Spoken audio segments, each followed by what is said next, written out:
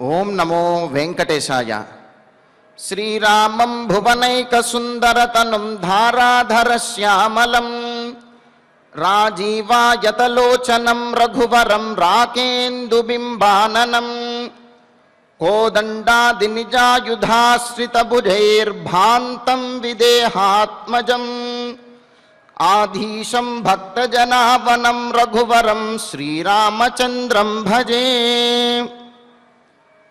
ఈ సమస్త చరాచర జగత్తులో అత్యంత సుందరమైనటువంటి స్వరూపము గలవాడు, తామర పువ్వుల వంటి నేత్రములు చంద్రుని వలె ప్రకాశిస్తున్నటువంటి వాడు, కోదండధారి రఘుకులోత్తముడు అయినటువంటి శ్రీరామచంద్రునికి నమస్కరిస్తూ తదభిన్న స్వరూపుడైనటువంటి ఆ శ్రీనివాసుని యొక్క దివ్య అనుగ్రహ విశేషం చేత సమస్త మానవాళికి ధర్మ తత్పరతను సకల కార్యసిద్ధిని చేకూర్చాలన్నటువంటి సంకల్పంతో తిరుమల తిరుపతి దేవస్థానం వారు నిర్వహిస్తున్నటువంటి శ్రీమద్ రామాయణం అయోధ్యాకాండ ప్రవచన పారాయణ కార్యక్రమాన్ని నిర్వహించుకోబోతూ ఉన్నాం. ఈ కార్యక్రమంలో ముందుగా చక్కటి అన్నమాచార్యుల వారి సంకీర్తనను శ్రవణం చేద్దాం. ఓం నమో వెంకటేశాయ. అంతయు నీవే హరి పుండరీకాక్ష,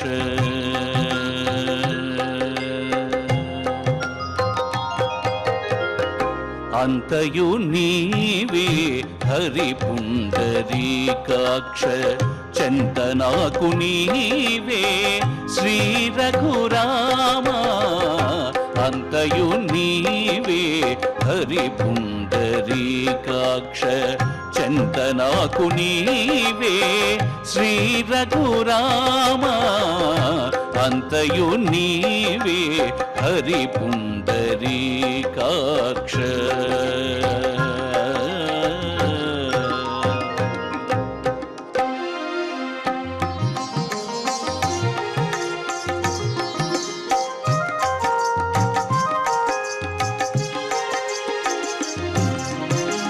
కులమును నీవే గోవిందుడా, కులమును నీవే గోవిందుడా, నా కలిమియు నీవే కరుణానిధి.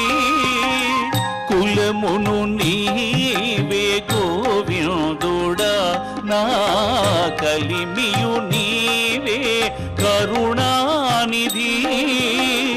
తలపును నీవే ధరణీధరా, తలపును నీవే ధరణీధరా, నా నెలవును నీవే నీరజనాభా. తలపును నీవే ధరణీధరా, నా నెలవును నీవే నీరజనాభా. అంతయు నీవే హరి పుండరీకాక్ష, చింతనాకు నీవే శ్రీ రఘురామ. అంతయు నీవే హరి పుండరీకాక్ష.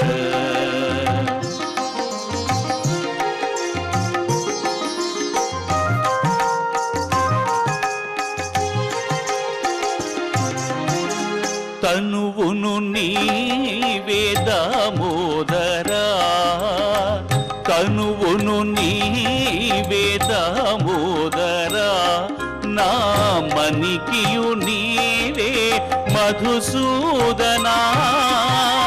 తనువును నీవే దామోదరా, నా మణికియు నీవే మధుసూదనా. వినికియు నీవే విఠలుడా, వినికియు నీవే విఠలుడా, నా వెనక ముందు నీవే విష్ణుదేవుడా. వినికియు నీవే విఠలుడా, నా వెనక ముందు నీవే విష్ణుదేవుడా. అంతయు నీవే హరి పుండరీకాక్ష, చింతనాకు నీవే శ్రీ రఘురామ. అంతయు నీవే హరి పుండరీకాక్ష.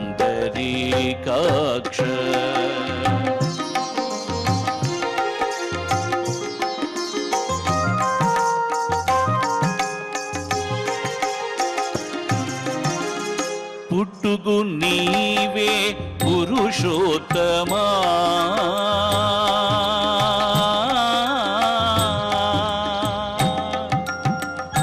పుట్టుగు నీవే పురుషోత్తమా, కోన నట్ట నడుము నీవే నారాయణ. పుట్టుగు నీవే పురుషోత్తమా, కోన నట్ట నడుము నీవే నారాయణ. ఇట్టే శ్రీ వెంకటేశ్వరుడా, ఇట్టే శ్రీ వెంకటేశ్వరుడా, నాకు నెట్టన గతి ఇంక నీవే నీవే. ఇట్టే శ్రీ వెంకటేశ్వరుడా, నాకు నెట్టన గతి ఇంక నీవే నీవే. అంతయు నీవే హరి పుండరీకాక్ష. చెంత నాకు నీవే శ్రీ రఘురామ, అంతయు నీవే హరి పుండరీకాక్ష. చెంత నాకు నీవే శ్రీ రఘురామ, శ్రీ రఘురామ, శ్రీ రఘురామ. సంకీర్తనను ఎంతో చక్కగా శ్రవణం చేశాం. ఇక ఇప్పుడు శ్రీ గురు ధ్యానపూర్వకంగా సంకల్ప వాక్యాలను అందరము కలిసి పలుకుతూ ఈ కార్యక్రమాన్ని ప్రారంభం చేసుకుందాం. శ్రీ గురు ధ్యానం. గురుర్బ్రహ్మా గురుర్విష్ణు గురుర్దేవో మహేశ్వరః. గురుః సాక్షాత్ పరం బ్రహ్మ తస్మై శ్రీ గురవే నమః. శ్రీనివాస ధ్యానం. శ్రీ వెంకటాద్రినిలయః కమలాకాముకః పుమాన్. అభంగుర విభూతిర్నః తరంగయతు మంగళం. అథ సంకల్పః. శ్రీమదాదివరాహ క్షేత్రే విరాజమానస్య శ్రీ పద్మావతీ జానేః అఖిలాండకోటి బ్రహ్మాండ నాయకస్య శ్రీరామచంద్ర రూపాంతరస్య భగవతః శ్రీ వెంకటేశ్వర స్వామినః సన్నిధౌ హనుమత్ సీతా లక్ష్మణ భరత శత్రుఘ్న పరివార సమేత శ్రీరామచంద్ర పరబ్రహ్మణః పరిపూర్ణానుగ్రహేణ అస్మిన్ భువనే సమస్తాధివ్యాధీనాం నివారణార్థం భారతవర్షే విద్యా విత్త వాణిజ్య కృషి వైద్య వైజ్ఞానిక దేశరక్షణాదిరంగేషు విద్యమానానాం ఆస్తిక మహాజనానాం సర్వేషాం సకుటుంబానాం ఆయురారోగ్యైశ్వర్య సద్బుద్ధి ఇత్యాది సర్వశుభఫలప్రాప్త్యర్థం ధర్మాచరణద్వారా శ్రీరామరాజ్యస్య పునర్వ్యవస్థాపనార్థం ఉద్యోగార్థినాం సముచితోద్యోగప్రాప్త్యర్థం దంపతీనాం అనుకూల దాంపత్య సిద్ధ్యర్థం సంతానస్య పితృవాక్య పరిపాలనానుకూల బుద్ధి ప్రచోదనార్థం సకల కార్య సిద్ధ్యర్థం గో సంరక్షణార్థం చ श्रीमद्वाल्मीकि रामायणे अयोध्याकाण्डे यथाशक्ति श्लोकं व्याख्यानपुरस्सरं 54 सर्गश्लोकपारायणं तथा श्रीधन्वन्तरि मन्त्रपारायणं च अन्योन्यसाहाय्येन आचार्यमुखेन करिष्यामहे। श्रीवाल्मीकि प्रार्थना कूजन्तं राम रामेति मधुरं मधुराक्षरम् आरुह्य कविता शाखां वन्दे वाल्मीकि कोकिलम्। श्री आञ्जनेय प्रार्थना मनोजवं मारुततुल्यवेगं जितेन्द्रियं बुद्धिमतां वरिष्ठं वातात्मजं वानरयूथमुख्यं श्रीरामदूतं शिरसा नमामि। श्रीरामायण प्रार्थना वाल्मीकि गिरिसम्भूता रामसागरगामिनी पुनाति भुवनं पुण्या रामायण महानदी। श्रीराम प्रार्थना अयोध्याख्येतु गुर्वर्धे त्यक्त्वा राज्यं गिरौ वसन् पादुके भरतायादात् स रामः शरणं मम। श्रीरामचन्द्र परब्रह्मणे नमः। अथ श्रीमद् रामायणे आदिकाव्ये अयोध्याकाण्डे 54 सर्गः। శ్రీమన్నారాయణ చరణౌ శరణం ప్రపద్యే. శ్రీమతే నారాయణాయ నమః. శ్రీరామాయ నమః. తే తు తస్మిన్ మహావృక్షే ఉషిత్వా రజనీం శివాం విమలేభ్యుదితే సూర్యే తస్మాద్దేశాత్ ప్రతస్థిరే. సీతారామ లక్ష్మణులు మరి 3వ రోజు రాత్రిన గంగానదిని దాటిన తరువాత ఆ తర్వాత రోజు రాత్రి 3వ రోజు రాత్రి గంగాయమునులకు మధ్యలో ఉన్నటువంటి వత్సదేశ ప్రాంతంలో ఆ వనంలో మర్రి చెట్టు కింద వారు సేద తీరారు, బస చేశారు కదా. అక్కడ రామలక్ష్మణుల యొక్క సంభాషణ ఎంతో రమ్యంగా మనం తెలుసుకున్నాం. ఇంకా రాముడు తనతో పాటు లక్ష్మణుడు తప్పనిసరిగా వస్తాడు, ఇంకా ఎన్ని సంవత్సరములు తాను వనవాసం చేస్తానో అన్ని సంవత్సరములు కూడా లక్ష్మణుడితో కలిసి చేయాలి అనే నిర్ణయానికి కూడా వచ్చి ఇంకా ఆనాటి రాత్రి హాయిగా అక్కడ నిద్రించారు. అంతేకాదు సింహము ఏ విధంగా అయితే అడవిలో సంచరిస్తుందో అంత ధైర్యంగా అయితే సంచరిస్తుందో ఆ విధంగా ధైర్యంగా ఏమాత్రము కూడా జంకు కానీ తత్తరపాటు కానీ భయము కానీ లేకుండా ఆ విధంగా వనవాసం చెయ్యటానికి వాళ్ళు సిద్ధపడిపోయారు. ఎందుకు అంటే స్వకీయమైనటువంటి పరాక్రమము, ఆత్మవిశ్వాసం కలిగినటువంటి వారు తమ ప్రదేశంలో ఉన్నా పరాయి ప్రదేశంలో ఉన్నా ఎక్కడ ఉన్నప్పటికీ కూడా వాళ్ళ యొక్క మానసిక స్థితి ఒక్కటే, లక్ష్య సాధన మాత్రమే. లక్ష్యం వైపే వాళ్ళ మనస్సు వెళుతుంది తప్ప అమ్మో మనం తెలియని ప్రదేశంలో ఉన్నాం లేకపోతే ఇది మన ప్రదేశంలో ఉన్నాం అనే ఇటువంటి భావాలేవి కూడా ఉండదు. మరి సింహం ఏ విధంగా అయితే అడవిలో ధైర్యంగా సంచరిస్తుందో ఆ విధంగా వాళ్ళు వనవాసం చేయడానికి సంచరించడానికి సిద్ధపడ్డారు.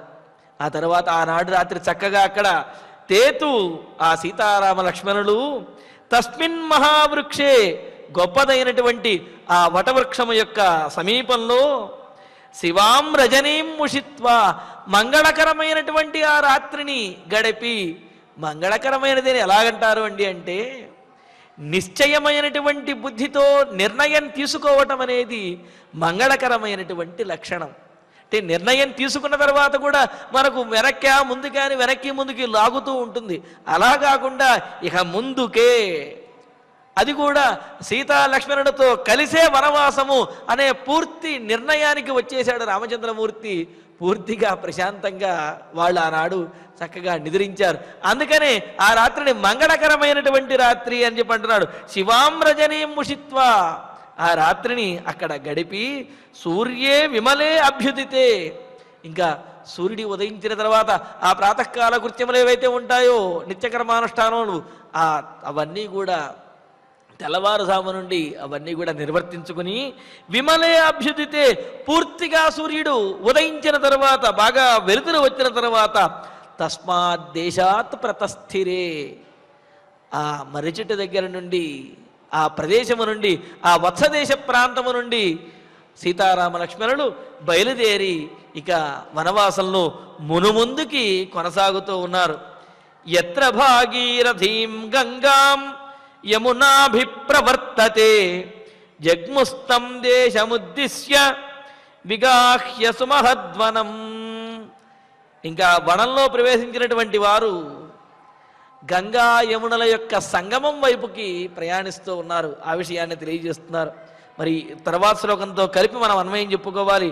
తే భూమి భాగాన్ వివిధాన్ దేశాంశ్చాపి మనోరమాన్ అదృష్టపూర్వాన్ పశ్యంతః తత్ర తత్ర యశస్వినః అని అంటూ, యశస్వినః గొప్ప కీర్తిమంతులైనటువంటి వారు. ఇక్కడ చూడండి, కీర్తి అనేది కేవలం రామచంద్రమూర్తిది ఒక్కడిదే కాదు, సీతాదేవి కీర్తిమంతురాలే, లక్ష్మణుడు కూడా కీర్తిమంతురాలే. ఇంకా మాట చెప్పాలి అంటే రాముడి కంటే కూడా ఎక్కువ కీర్తిని గడించినటువంటి వారు సీతాదేవి, అదేవిధంగా లక్ష్మణస్వామి కూడా. ఇంకా భవిష్యత్తులో చెప్పబోతాడు, భరతుడు కూడా నాకంటే గొప్ప కీర్తిమంతుడు అని చెప్పి రాముడే తన నోటితో అంటాడు.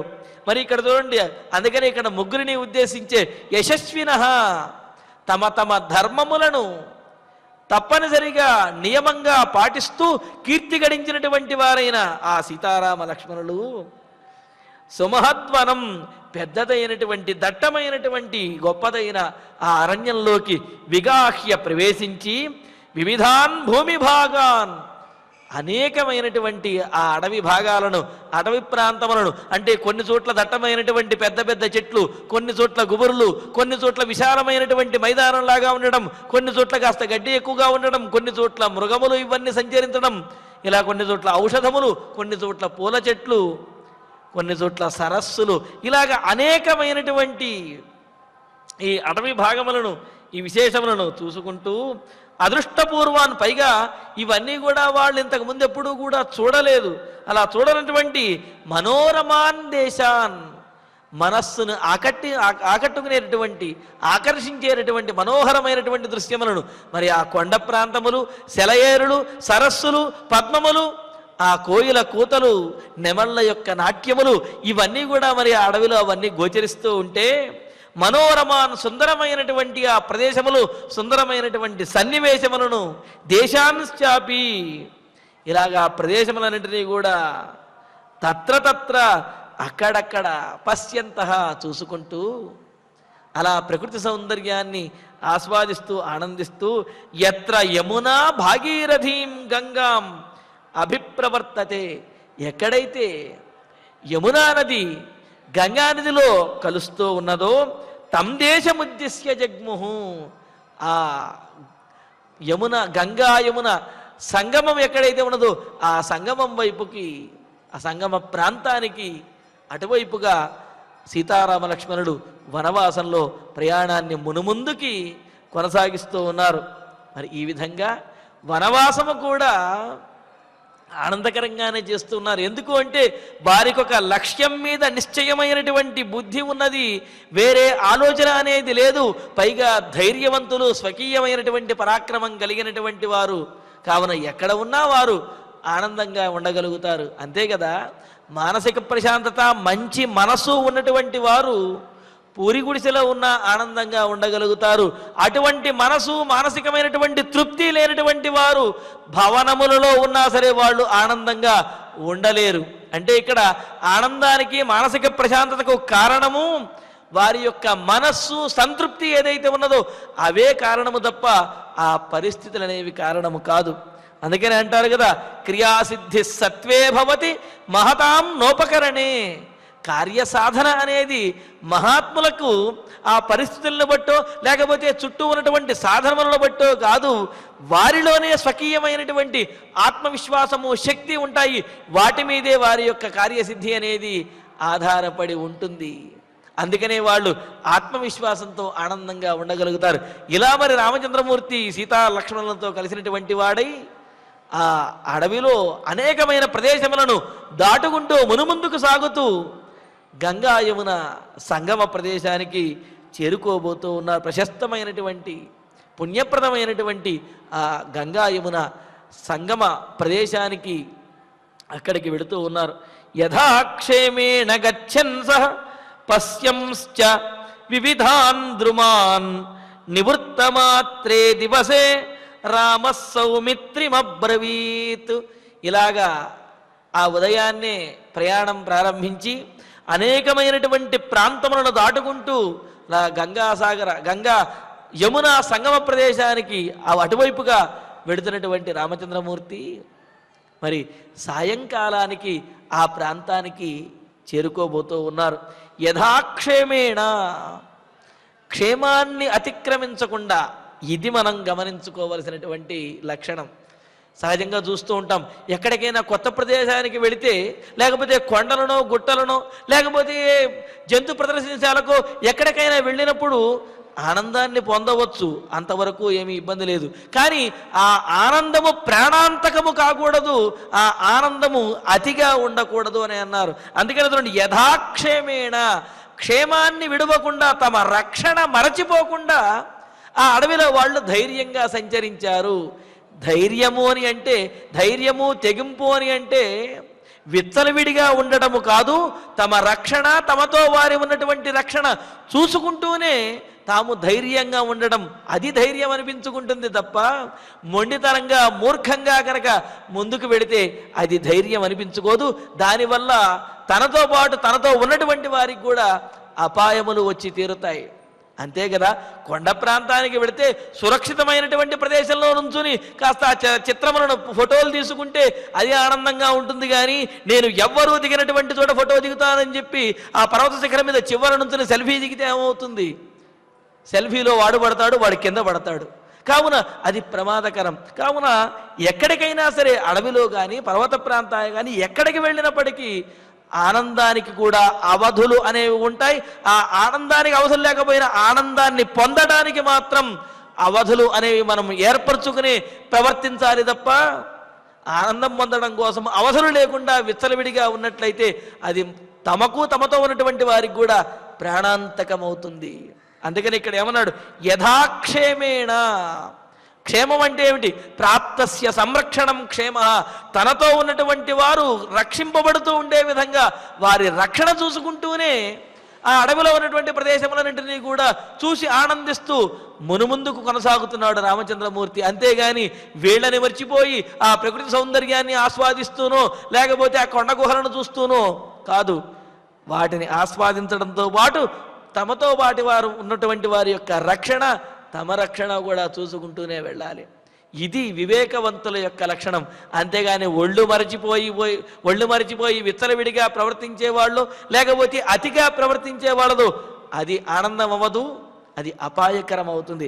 అందుకనే చూడండి, యథాక్షేమేణ, క్షేమాన్ని విడవకుండా, క్షేమాన్ని అతిక్రమించకుండా రక్షణ చూసుకుంటూనే గచ్చన్, ఆ అడవిలో జాగ్రత్తగా వెళుతూ, జాగ్రత్తగా ఉన్నంత మాత్రాన ఆనందానికేమీ ఇబ్బంది ఉండదు కదా. జాగ్రత్తగా ఉంటూనే ఆనందం పొందడం అనేది వివేకవంతుల యొక్క లక్షణం. జాగ్రత్త అనేది పిరిగితనం కాదు, అది ఒక బాధ్యత అనేది గుర్తించాలి. అదనమాట ఇక్కడ. కావున యథాక్షేమేణ, చాలా జాగ్రత్తగా వాళ్ళు మునుముందుకు వెళుతూ వివిధాన్ ద్రుమాన్ పశ్యంచ, అనేకమైనటువంటి చెట్లను, పెద్ద పెద్ద వృక్షములను వాటిని చూసుకుంటూ దివసే నివృత్త మాత్రే, ఇక ఆ రోజు గడిచిపోతుండగా, అంటే ఆ పగలు గడిచిపోతుండగా సాయంకాలానికి రామచంద్రమూర్తి సౌమిత్రిం అబ్రవీత్, లక్ష్మణస్వామితోటి ఈ విధంగా అంటూ ఉన్నాడు. ఏమని? ప్రయాగమభిత పశ్య సౌమిత్రే ధూమమున్నతం అగ్నేర్భగవతః కేతుం మన్యే సన్నిహితో ముని. లక్ష్మణ, సౌమిత్రే, లక్ష్మణ, ప్రయాగం అభితః, ఆ ప్రయాగ ప్రాంతానికి అభితః చుట్టూ ఉన్నటువంటి ఆకాశంలో ఉన్నటువంటి ఉన్నతం చాలా ఎత్తుగా ఉన్నటువంటిదైన అగ్నేహ భగవతః, భగవతః అగ్నేహ, అగ్ని భగవానుని యొక్క కేతుం ధూమం, జెండాలాగా ఆకాశం వరకు వ్యాపించి ఉన్నటువంటి ఆ ధూమాన్ని, ఆ పొగని చూడు. అగ్నిహోత్రుని యొక్క పొగ జెండాలాగా విజయకేతనంలాగా ఆ ప్రయాగ ప్రాంతంలో, గంగా యమున సంగమ ప్రాంతంలో అలా గోచరిస్తూ ఉన్నది. చూడు, పశ్య, చూడు. ఇక్కడ మునిహి, ఎవరో ముని ఇక్కడ ఉన్నారు. సన్నిహిత, ఇక్కడ దగ్గరలోనే మహర్షి ఉన్నారు అని చెబుతున్నాడు. ఇక్కడ ప్రయాగ అనే దానికి అర్థము నదుల యొక్క సంగమ ప్రాంతాన్ని ప్రయాగ అని అంటారు. అందుకనే మనం బదరీ కానీ కేదార్నాథ్ కానీ వెళ్ళేటప్పుడు దేవప్రయాగ, విష్ణుప్రయాగ, కర్ణప్రయాగ అని చెప్పి అనేకమైనటువంటి సంగమ ప్రాంతములు, అంటే గంగా నది అనేక పాయలుగా చీలి మళ్ళీ కొన్ని చోట్ల కలుస్తూ ఉంటుంది. అలా గంగా నది పాయలు కలిసేటటువంటి ప్రదేశాన్ని, లేకపోతే ఇతర అనేకమైన నదులు కలిసే ప్రదేశాన్ని ప్రయాగ అని అంటారు. యజ్ఞయాగాది కర్మానుష్ఠానానికి, ఆ క్రతువులు అవన్నీ చేయటానికి ప్రయాగ ప్రాంతము చాలా మహోన్నతమైనటువంటిది, చాలా ఉత్తమమైనటువంటి ప్రదేశము అని అన్నారు. అలాగే దాన ధర్మాలు, జపాలు, అదేవిధంగా పూజాది కార్యక్రమములు చేయటానికి, పితృదేవతలను సంతృప్తిపరచడానికి కూడా ఈ ప్రయాగ ప్రాంతములు చాలా శ్రేష్టమైనటువంటివి.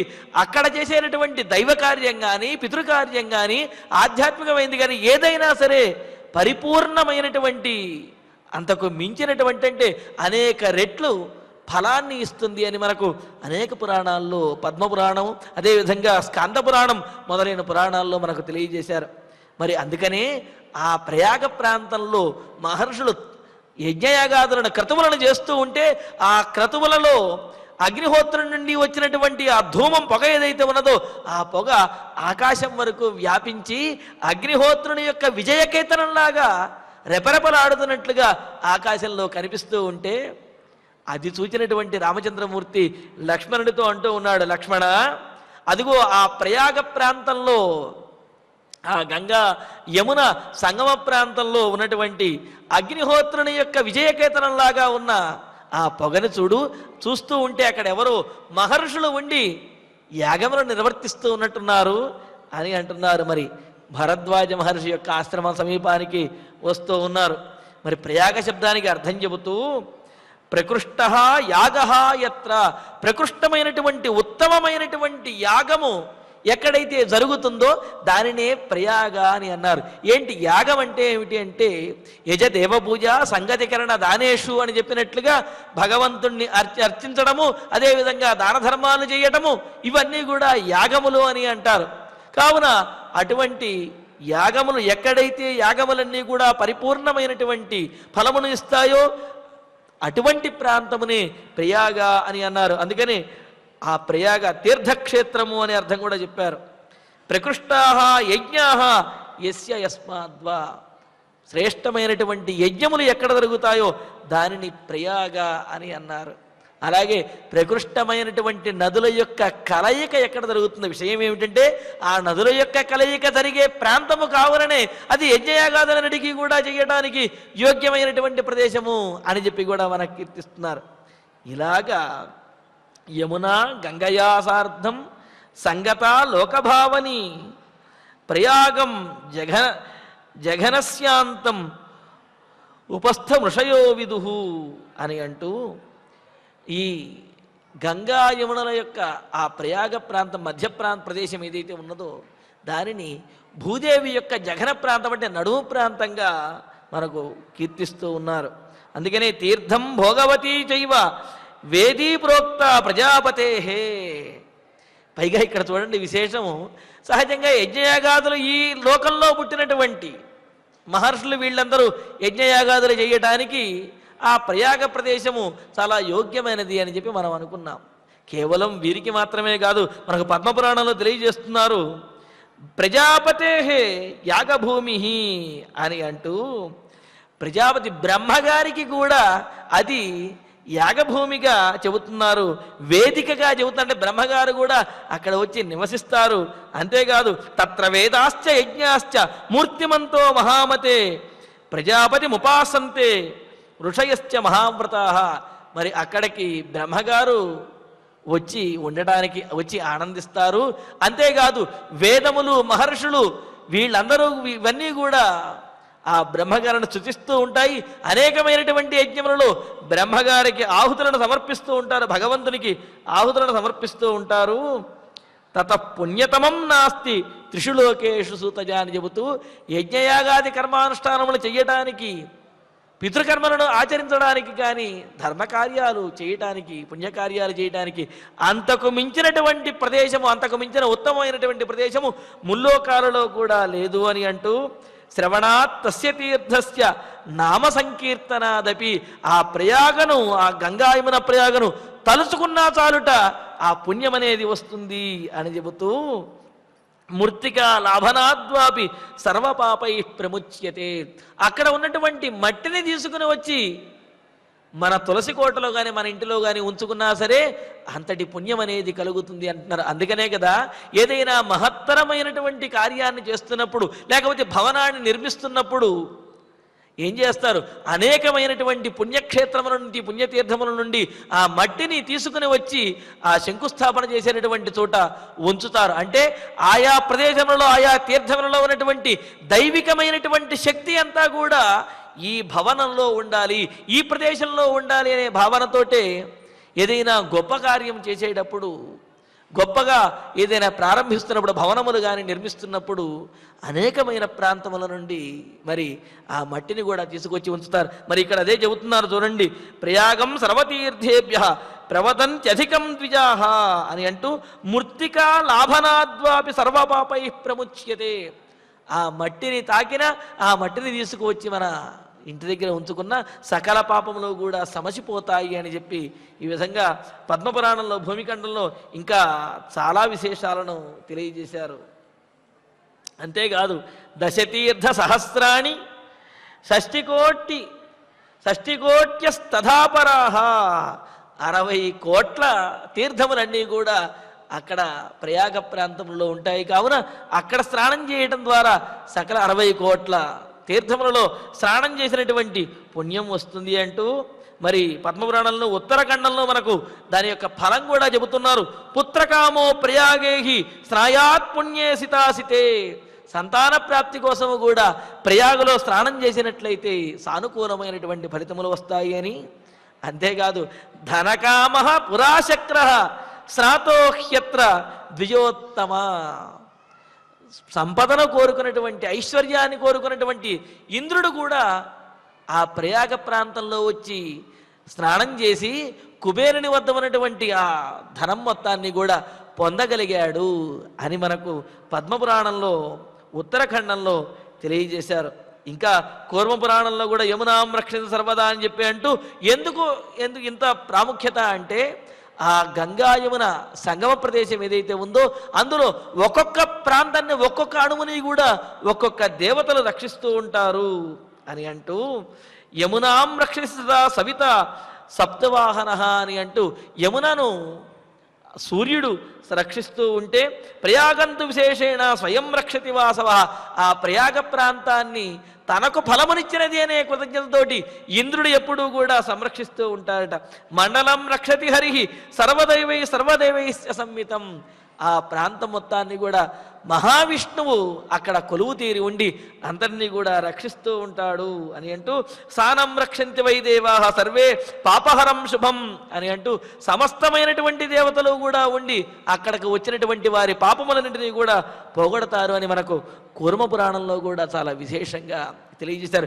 ఇలాగా ఇంకా అనేక పురాణాల్లో మనకు ఆ గంగా యమునల యొక్క సంగమ ప్రదేశం ప్రయాగ గురించి చాలా విశేషంగా చెప్పారు. మరి అందుకనే రామచంద్రమూర్తి కూడా ఆ ప్రయాగ ప్రాంతాన్ని సమీపిస్తూ లక్ష్మణ అదిగో చూడు ఆ ప్రయాగ ప్రాంతములలో అగ్నిహోత్రుని యొక్క కేతనంలాగా, విజయకేతనంలాగా ఆ ధూమం కనిపిస్తున్నది, అక్కడ ఎవరో మహర్షి ఉన్నారు అని అంటూ నూనం ప్రాప్తాస్మ సంభేదం గంగా యమునయోర్వయం తథా హి శ్రూయతే శబ్దో వారిణో వారి ఘట్టిత.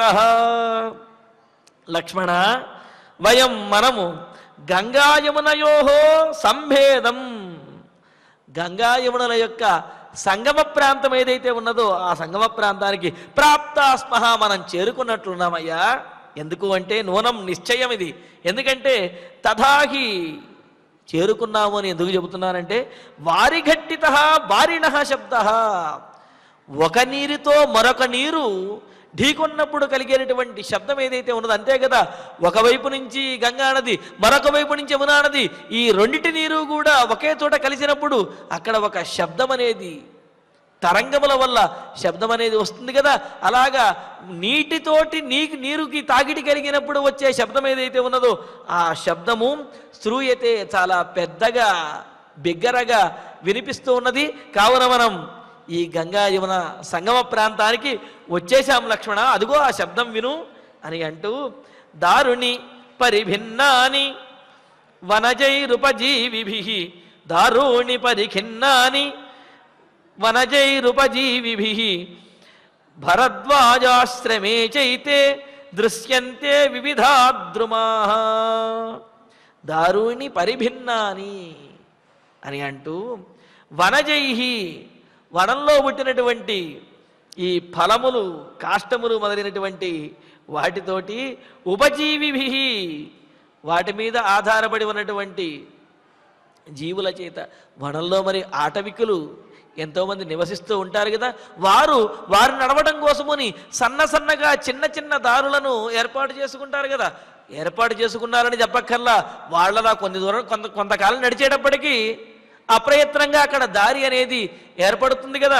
అలాగా వనజైహి, వనంలో పుట్టినటువంటి ఫలములు, పుష్పములు, కాష్టములు మొదలైనటువంటి వాటితో ఉపజీవిభి, జీవించేటటువంటి వారు, వనంలో దొరికేటటువంటి ద్రవ్యములతో జీవించేటటువంటి వనవాసులు ఎవరైతే ఉన్నారో వారి చేత పరిభిన్నాని, వేరు చేయబడ్డ, ఏర్పాటు చేయబడినటువంటి దారుని, కర్రలు కట్టెలు కూడా మనకు కనిపిస్తున్నాయి. అంటే అక్కడ కొన్ని చోట్ల ఆ కర్రలు కూడా విడిగా కనిపిస్తూ ఉన్నాయి.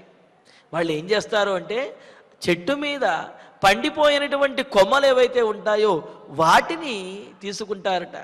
అంతేగాని అవసరమైంది కదా అని చెట్టుని మొదటి నుంచి నరికేయటం అనేది లేదు.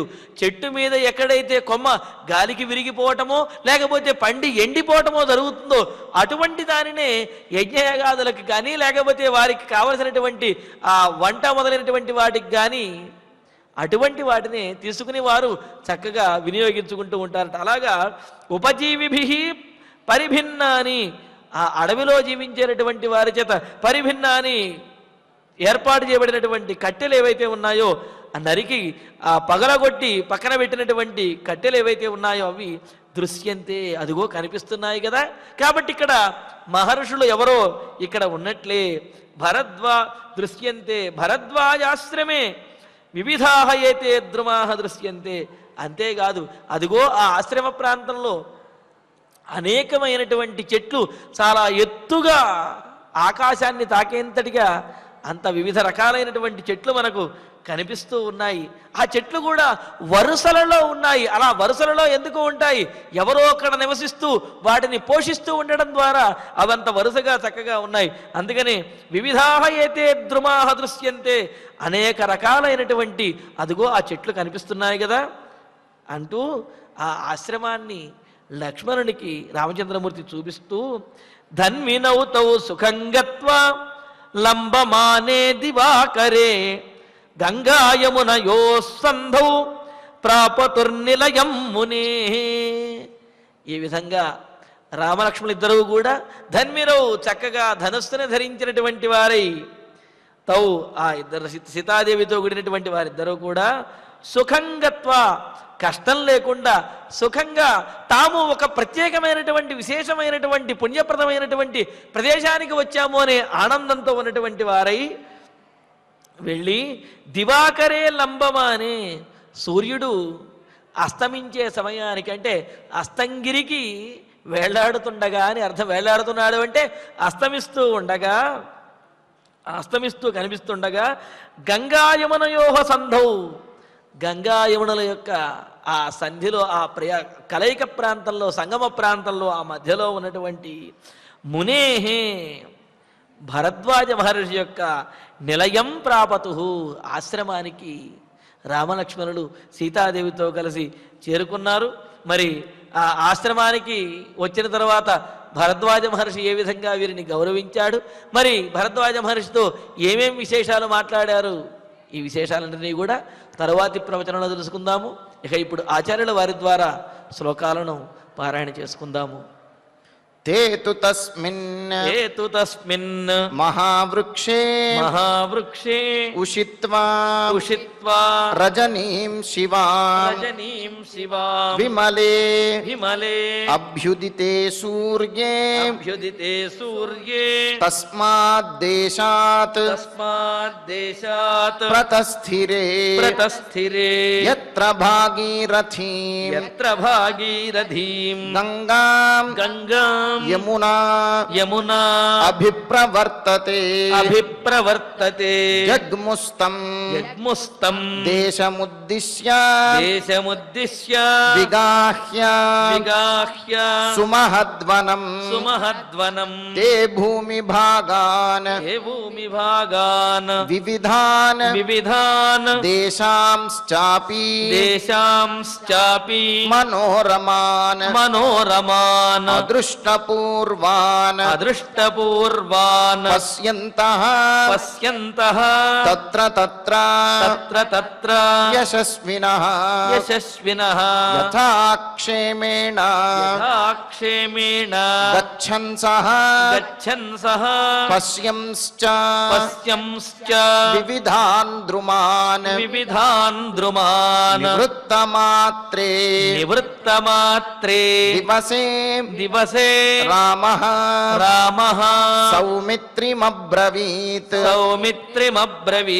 ప్రయాగం అభితః పశ్య సౌమిత్రే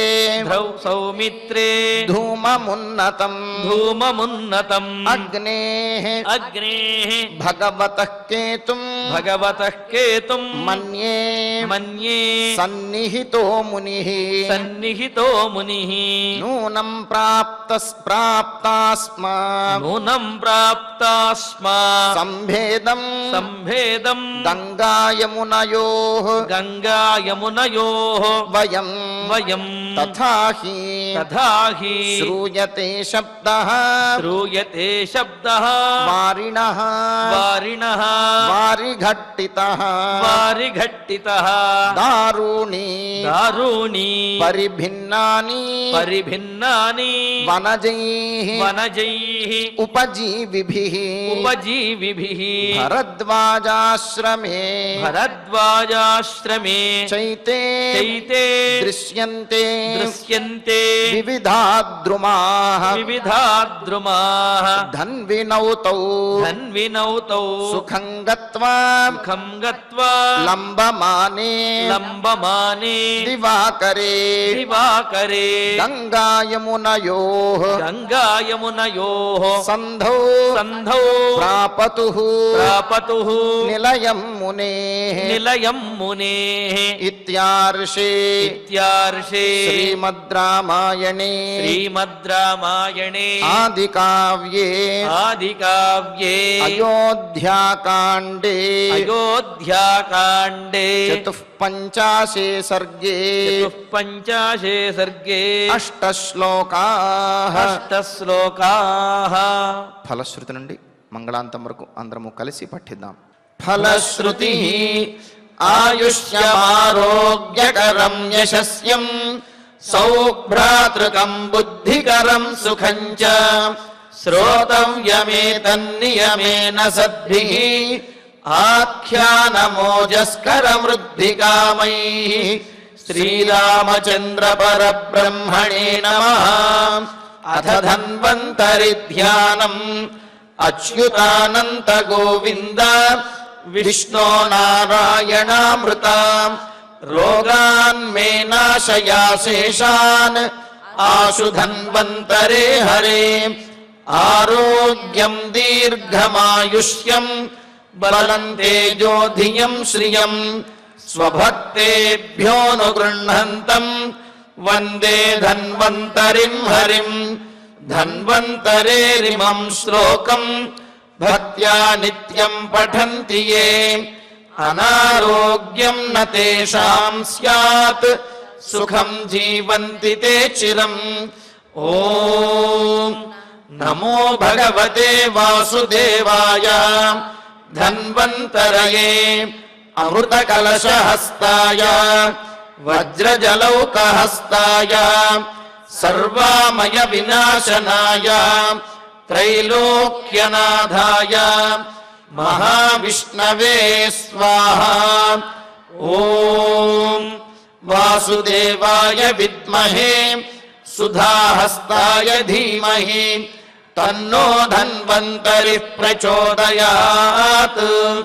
అధనవగ్రహ ప్రార్థనా ఆరోగ్యం పద్మబంధుర్వితరతు నితరాం సంపదం శీతరశ్మిః భూలాభం భూమిపుత్రః సకలగుణయుతాం వాగ్ విభూతిం చ సౌమ్యః సౌభాగ్యం దేవమంత్రీ రిపుభయశమనం భార్గవః శౌర్యమార్కిః దీర్ఘాయుః సైంహికేయః విపులతరయశః కేతుః ఆచంద్రతారం.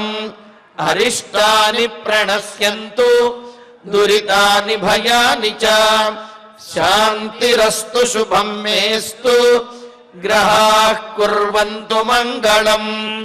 అధ క్షమా ప్రార్థనా యదక్షరపదభ్రష్టం మాత్రాహీనం చ యద్భవేత్ తత్సర్వం క్షమ్యతాం దేవ నారాయణ నమోస్తుతే. అధ భగవత్సమర్పణం కాయేన వాచా మనసేంద్రియైర్వా బుద్ధ్యాత్మనా వా ప్రకృతే స్వభావాత్ కరోమి యద్యత్ సకలం పరస్మై నారాయణాయేతి సమర్పయామి. అధ మంగళం శ్రియః కాంతాయ కళ్యాణ నిధయే నిధయేర్ధినాం శ్రీవేంకట నివాసాయ శ్రీనివాసాయ మంగళం.